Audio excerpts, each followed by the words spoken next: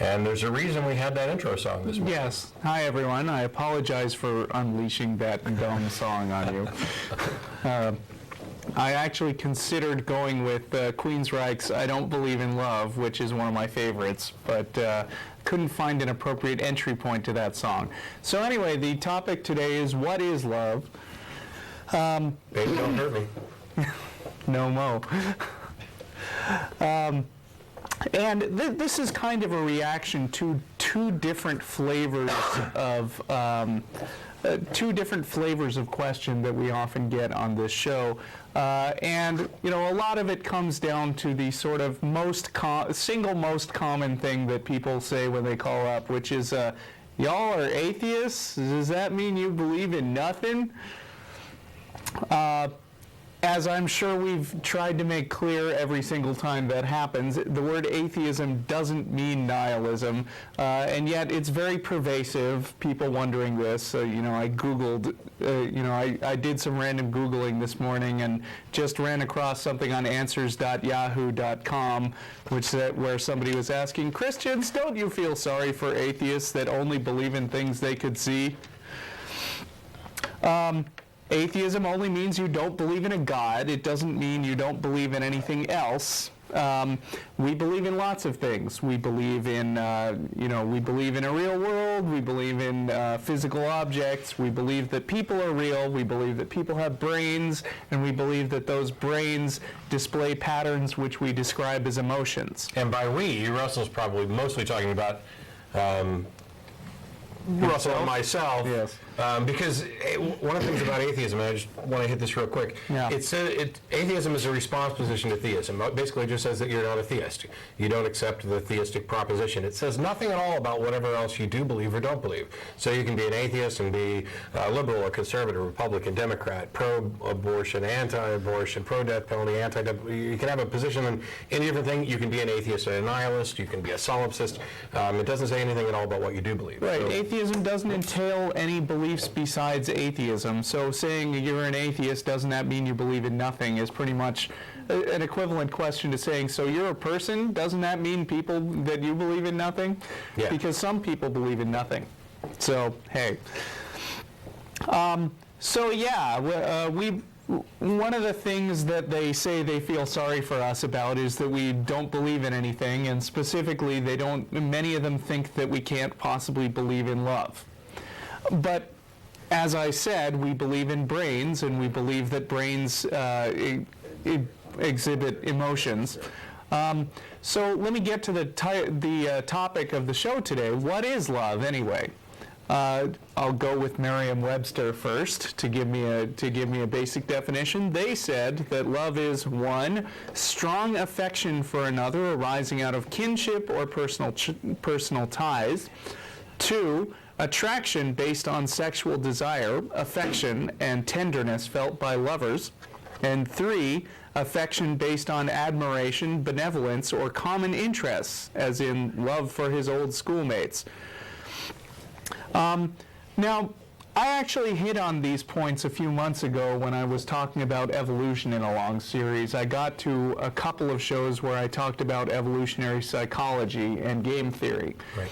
And so basically these different kinds of love can all be sort of explained, so to speak, in the context of evolution. And I'll touch on each one of those now. We'll consider 3 kinds of love. There's romantic or sexual love, which is, falling in love with a person of the opposite gender, or in some percentage of the population of the same gender. And there's family love, loving your parents or children or siblings or extended family. And then there's friendship, where you're often said to love a friend like a brother, for example. I love Russell like a brother. Aww. I love you too, man. Thanks. It's the Love Fest show. We need love rings at the end, so. Yeah, I guess so, but we would have to have set those up. So I think it's a little late for that. So anyway, we can talk about all those in terms of evolutionary biology, and if you really want some detail, you can go back through our archives on www.atheist-experience.com. But to briefly recap, romantic love can be explained basically by the desire to procreate. And I know when you put it that way, it doesn't sound particularly romantic, but we are in a way programmed by our genes to be interested in doing whatever we can to have sexual relations with somebody who appears to be a good surrogate parent. And that often translates to monogamy, where your feelings also extend into having very tender feelings towards the person who is your most frequent sex partner, and wanting that person to be protected and not come to any harm. And also, in addition to the kind of strictly evolutionary justification for romantic love, I think there's another thing in addition to, and this is where romantic love kind of overlaps with familial love, which I know you're going to get to, but it's not strictly limited to who you want to have sex with or who you are having sex with. Right. There's an idea we're not only social creatures, but we seek companionship and fellowship. Absolutely. And so there's an element of romantic love that comes down to who do you want to share your life with? Who do you want to kind of focus your attentions on? The who completes you thing. Some of it may seem, I don't know, overly sappy. Right. But it goes beyond simple procreation, even in the romantic sense. Sure. And I suppose another thing would be that if you've had children with somebody, then they have the same interest in keeping those children safe as you do. So I'll get to the next kind, which is family love, which is essentially an expression of your genes protecting themselves. If you have if you have a child, then that child is essentially the copy of you that will survive into the next generation. Right. And also, if you have a brother and your brother has children, the brother has half your genes and his children have a quarter of your genes. And so that's a kind of family love that makes sense. And I'll repeat the JBS Haldane joke, which I never get tired of, which is that he said, "I would never die for my brother, but I would die for 2 brothers or 8 cousins." And then, of course, there's friendship, and I did a whole show on game theory and coming to the conclusion genetically that tit for tat is the best strategy for dealing with people. That basically it's I'll scratch your back and you scratch mine arrangement, where you make friends with people because essentially you make a sort of informal agreement to do nice things for them, and they do nice things for you. And you're more inclined to do nice things for people who have been good friends in the past. I'm not saying that this is a conscious calculation that goes on, but it's something that's been factored into sort of instinct and stuff. So that's the sort of clinical view of love. And I know that in general it's not very romantic to talk about love in that way. But just because you can recognize love in a sort of scientific perspective doesn't mean that it doesn't feel unique and exciting to the particular person whose brain is generating those feelings of love. Exactly. And I didn't know if you were going to go into detail on this at all. Neither one of us are cognitive neuroscientists or anything, but people are like, well, what is love from the perspective of the brain? And we know that, we can map the brain, we can determine what's going on in the brain at any time when people are not only thinking things, but feeling things. So we have a decent understanding, though not hardly a perfect understanding, of what happens in the brain when somebody's in love. And one of the things that tends to trouble people is when you say that love, in a realistic sense, is a collection of electrochemical responses in the brain that trigger certain feelings and perceptions. And it's been likened to chocolate. The euphoric experience that people can get when they have chocolate and appreciate that. And that seems to diminish the value or the understanding, appreciation of love for some people. But in in my view, it doesn't change it at all. It doesn't change the feeling that one experiences. It's just as real. It's just as impactful. It's just as a driving force in our lives. Knowing how it works may take some of the magic out of it, but only if you have this, I guess, appreciation for keeping the mystery. I have no problem at all not only having some understanding of how it works, but wanting to have a perfect understanding of how it works and still appreciating it for what it is. Yeah, I mean, just speaking for myself, I think that understanding something doesn't cheapen an experience. I think that if anything, it makes it so that you can appreciate it on a deeper level. You know, if you have an appreciation for music and you're just a casual person who likes music, then that's a great thing. But if you study music and you learn about chords and progressions and fugues and dynamics, then when you listen to a piece, you can get a whole new level of appreciation out of it. As an avid computer game player, I've had a lot of chats and read a lot of work on the design techniques of computer games, and it makes me really understand what it is that I enjoy and home in on games that I like more than others and why. Yeah. And I think that this is very similar with understanding what it is that makes you feel in love. Not only that, and I may get in some slight trouble for saying this, so if there are experts, please be ready to call in. But it seems to me, and I don't want to remove all the mystery and destroy, melt love down to being nothing more than some kind of predictive chemical experience. But it seems to me that the better that you understand what's going on, this could have practical applications as well.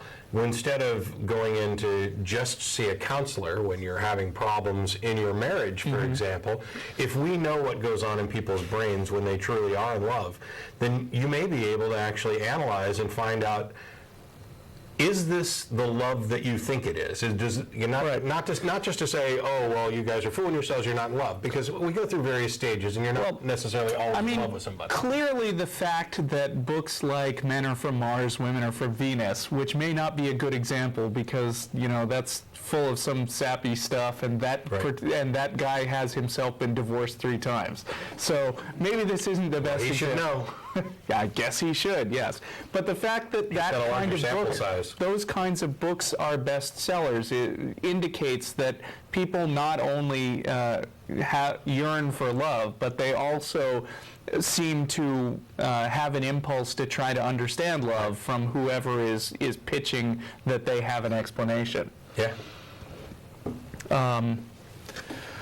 Okay, so that's what I was going to say about love in general, but the reason that I thought it would be an interesting topic for this show in particular is because because the concept of love in this vague, broad way comes up in sort of 2 forms very frequently, and I'll give you the 2 right away. One of them is as a proof for God, as in, God is love. We've heard that very often. Congratulations, I'm a theist. Yes. If that's all God is love, I happen to believe that in love, both in its existence and its efficacy. Right. So I'm a theist. Without a God, they say, we would have no concept of what love is, and so if you do feel love, then you must be recognizing the face of God. See, and if that's the case, this idea of without God we would have no concept of what love is, then clearly God is also hate. True. Otherwise we'd have no concept of what hate is. I mean, we're going to use the argument.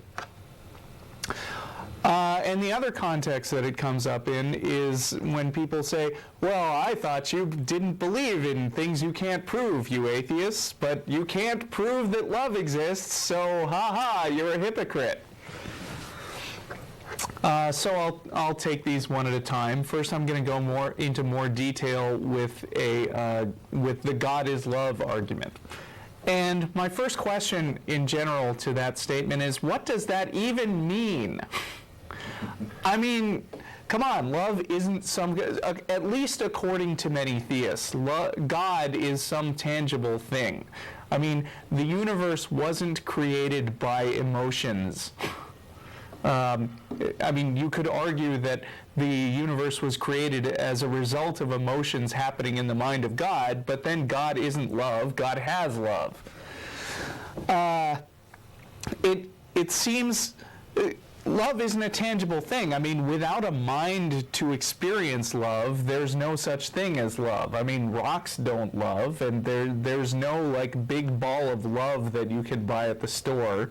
Well, maybe if you go to Forbidden Fruit here in Austin or something. I haven't checked for those, but so in the first place, that doesn't even make any sense to me. It's kind of like saying God is speech. Talking is something that happens when your vocal cords vibrate the air around and form patterns which have been developed over centuries as the English language. It's an entirely human-centered concept. Speech is something that's been developed by human minds. And there's not a thing called speech. Speech is just patterns that get generated by those vibrations which your brain creates. And I think saying God is love makes as little sense as saying God is speech. So what I want to ask those people who say that God is love is God just an emotion that happens in your mind? Because if it is, I can live with that. Like Matt said, I'm a theist then, because I believe emotions are real. I said right at the top of the show, and I believe minds are real, and I even believe that love is real, and I'll tell you why when I get to the next topic. But if you're just, but I don't think what you guys really want to say is that God is just an emotion and nothing more. I mean, most of you believe that God created the universe and actually does stuff. Yeah, it seems like a kind of an exaggeration, oversimplification thing, right, which is just so prevalent in religious language. The way that religious people describe things, it's largely exaggerated and often oversimplified. It's like, oh, God is love, and God is peace and joy and understanding. And well, I would be happy with that just as a metaphor. Yeah. You know, like God is love. Love is chocolate. That makes sense to me. But I was interested when people started calling in, and this happened more than once, and they started to argue that God was love as proof of God, as if it weren't just some poetic notion that they had, but they actually were literally meaning God is love, and we're trying to argue for this in some way. It'd be the rough equivalent of saying God is peanut butter exists, therefore God exists. Right. Congratulations, you win. Why didn't I think of that? Exactly how did peanut butter create the universe? And it seems to me that trying to equate God with love is just another example, which is pretty common, of Christianity or some other religion trying to co-opt a concept which we already think of as good and then sticking their God in there. So that you'll have happy feelings about their God and then feel bad for trying to argue against it. I mean, you know, they're taking credit for things that we already like. Like God is love, God is the source of our laws. Look, it says, thou shalt not kill. Even though every culture has had an issue with killing, regardless of whether they were religious or not. In fairness, though, I think a lot of, having been a Christian in the past and having talked to a lot of them, I think what a lot of them mean when they say God is love is that God is the source of love. Right. And so the way they use this as a proof is love exists, and we assert without evidence that God is the source of love, and therefore, since love exists, God must exist. The problem is that your assertion that God is the source of love is completely unproven, and you can't use love to justify that because that's circular. Right. So my question, the question that we get a lot of is, well, where does love come from? Well, it comes from your brain.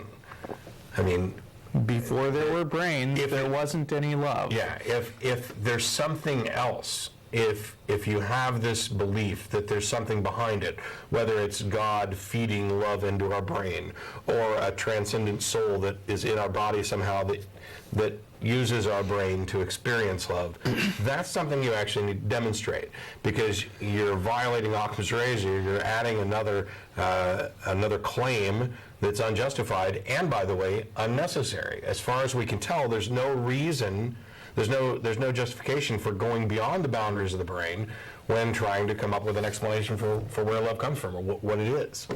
Right. Somebody wrote to us this week at the TV mailing list where he was making a bunch of unjustified claims, where he said that, I hope you atheists know that all the brain surgeons believe that there's no place for emotions to fit in the brain. Memories. And right. The vast majority of brain surgeons have come to their final conclusion that the brain is insufficient to store memory. Right. He didn't quote the particular study that he was referring to, but he assured us it was true, and I'm sure he thought we had no reason to doubt him. He or she. I have no idea. He or she.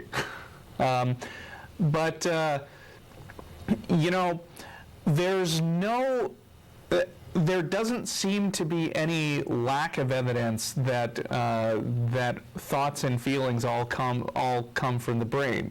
I mean, people also say it comes from the heart, and you can see how they would make that mistake, because when you fall in love, for instance, your heart beats faster.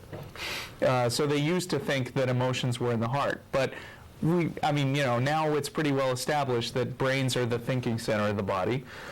I kid you not, and I will try not to use any names. My roommate had a professor teaching philosophy. At? Don't want to say. Okay. Who swears that she legitimately feels emotions in her heart. That they're not in the brain at all. Right. That her heart has some sort of feeling function that we know is in the brain. We can demonstrate it's in the brain by actually mapping brain activity and mapping heart activity, and yet she swears, and not metaphorically, that these are experienced with her heart. Well, her actual physical beating heart. Yes and no. I mean, when you stub your toe, you feel it in your toe, even though the sensation is actually originating from the brain. I mean, I guess in that sense. I know that's not the way she meant it, which means that she's a remarkably unqualified philosophy professor. That's a snap judgment on my part. That's all I've heard about her. Fair enough. Okay. Let's see. So I was saying that Christians have this tendency to co-opt things that we all already regard as good, like not just love, but our laws. They say, thou shalt not kill. Nobody would know that if it wasn't in the Bible. Or they say that marriage is a covenant between a man and a woman, and it is a holy ritual that's sanctified by God.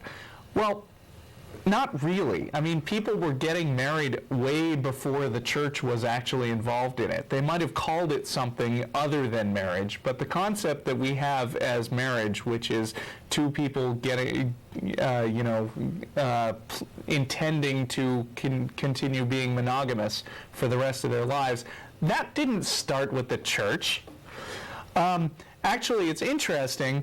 One of the things I learned from somebody else who's been on this show in the past is that marriage was actually deliberately co-opted by the church in a political act called the Tametsi Decree, Tametsi.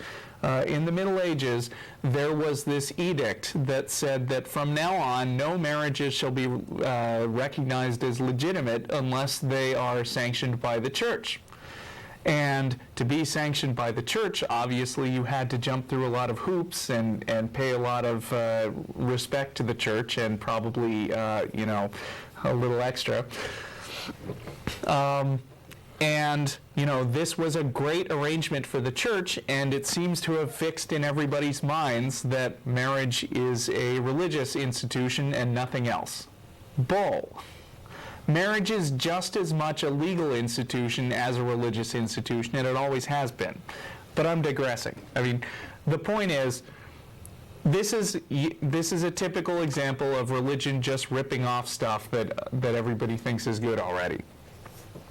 Okay, so on to the next topic that I brought up, which was you atheists, you say you don't believe in things you can't prove, but you can't prove that love exists, so if you believe in love, then there's just as good a reason to believe in God. Well, first of all, if you say that atheists say that we don't believe in things we can't prove, you're just not listening. Yeah. The word proof doesn't really apply to things in the real world. We say that we can prove things like, Socrates had his famous syllogism that all men are mortal and Socrates is a man, and therefore Socrates is mortal. And that's a legitimate proof that Socrates is mortal, except for the fact that it relies on the assumption that the first two claims are true. Yeah, in a strict sense, it's not a proof at all. Right. It's a syllogism, it's an argument. Proofs generally apply to math. Right. Now, you may be speaking to an audience who already accepts the fact that all men are mortal and that Socrates is a man. And then in that case, it's a trivial matter to prove to them, who already believe your premises, that Socrates is immortal. Of course, Amortal, not immortal. Okay. if you're a particular type of Christian who believes that Jesus was both man and God, then the premise "all men are mortal" is false. Is false, and the syllogism crumbles. Right. Good example.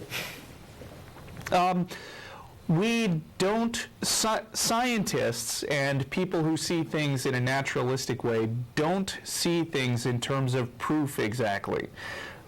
Proof is for pure logic and mathematics. But you don't prove things in science, you just confirm them over and over again until you have a high degree of confidence in them. Right. And in that sense, I think love is pretty well demonstrated as an emotion. Given that love is an emotion in the brain, all you have to do to persuade people that love exists is point out a shared human experience that influences human behavior in ways that can't be dismissed as chance. For instance, if you're asking whether I would save the life of a person at great risk to myself, it really depends on who that is. If it's my son, then almost certainly. If it's Matt, then probably, although, I'm not going to guarantee as much as, I'm not going to guarantee as much for Matt as for my son. I'll live with that. Okay. If it's a stranger that I've never seen before, then, that's going to be a tricky decision. And that's the other thing, is that there may not be an actual decision. Given the situation, you have no idea how you're going to react. Yeah. The instinct, which is caused by this feeling of love, which is generated by, our evolutionary building of our genes. And it's something that can also be manipulated. Right. This idea of love, whether it's, let's take for example the family kinship, is something that can be manipulated to change behavior. And that's something, and I can speak from experience, that the military does. After doing more than 8 years in the military and going through boot camp, the entire thing, one of the major points of boot camp is to break down barriers and reestablish a familial bond within these groups of people who should be, for the most part, total strangers. Because once you do that, now you have a camaraderie, you have this band of brothers where people are more willing to sacrifice their life for their brother standing next to them. So, right. That's interesting. It's reconditioning. I mean, I don't want to draw too big a parallel between the military and, cults do that also. Right. And I don't mean to say that the military is a cult at all, but this is a very powerful tool that can be used for good or bad. I think it would qualify under most definitions. I mean, except for the intentional isolation, where they prevent you from seeing your family and friends. That part I don't think is in there. But as far as Well, like the not conditioning intentional, but they do it anyway. yeah, well, I mean, for a long period of time. I was in the Gulf War and did a couple of 6-month cruises. Yeah, it's a way, but it's not. That's just part of the job. It's not Right. part of. So I don't want to say the military is a cult. No, but I don't the think so. tactics are similar, and they're not necessarily, and I don't necessarily mean that in a negative way. May be the case that the only way to build an effective military to protect the rights of everybody is to do something like that, to convince people, and it's not necessarily just a manipulation, but to convince people that we should share some connection with those other people in the society around us. Just because they're strangers doesn't mean they're less valuable. And that may actually be a good thing. I'm not saying And that. I'm in favor of establishing intellectual connections with people, not sort of connections based on tricking you into thinking they're your family. Right. But then again, the tricking you into thinking they're your family is a reasonable shortcut to establishing these connections a lot quicker. I had a Christian say to me one time that we should love all people, and I said, well, why should I love Osama bin Laden? And he said, because he's human. And I said, well, that's not good enough. I don't love all people. I don't even think you particularly should love Osama bin Laden. I think if he were captured, I think he should be punished very badly. And he said, well, maybe the most loving thing you could do would be to punish Osama bin Laden. And I said, well, if that's what you think love is, then I don't recognize what you mean by love. Right. Because if I saw Osama bin Laden and I had an opportunity to drop him off a cliff, I would do it. Yeah. And if that's loving, then I don't recognize that as anything related to what I feel for my family. Yeah, if you say you should love Osama bin Laden, then when you see him, you should run up and give him a hug and a kiss and tell him how much you love him. And stab him in the back. No.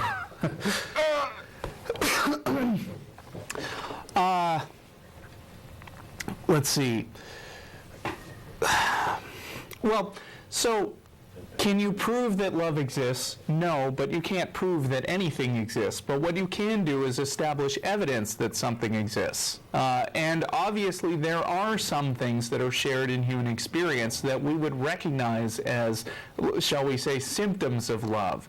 Things happen when you're in love. You behave differently, like for instance, you're willing to put your life on the line, like we just said. And you're willing to put your life on the line in ways that are not consistent with just survival or benefit to yourself. Right. People like to mischaracterize evolution as just survival of the selfish. Yes. Whoever can act like the biggest jerk to people and grab all they can for themselves is more likely to pass on their genes. And they also That's not true. mischaracterize survival of the fittest by making these crazy assumptions about what qualifies as fitness. Oh well, if this cold, heartless, evolutionary worldview means that you just kill all the people who aren't strong enough or aren't smart enough. That's stupid. Why would you even kill everyone you meet? I mean, what would it get you? But the thing is that evolution is something that's being acted on by natural selection, and natural selection determines what's fit. You don't determine what's fit. Right. Evolution doesn't lead to eugenics. All it does is natural selection acts on random changes to determine what's going to survive. Now we can manipulate that in some sense. We have unnatural selection. We have conscious selection, but by well, maybe we don't. I was going to say by what mates we choose, but you may actually be a victim of your own biochemistry as to who you're attracted to and who you're wanting to pass your genes along. Yeah, right.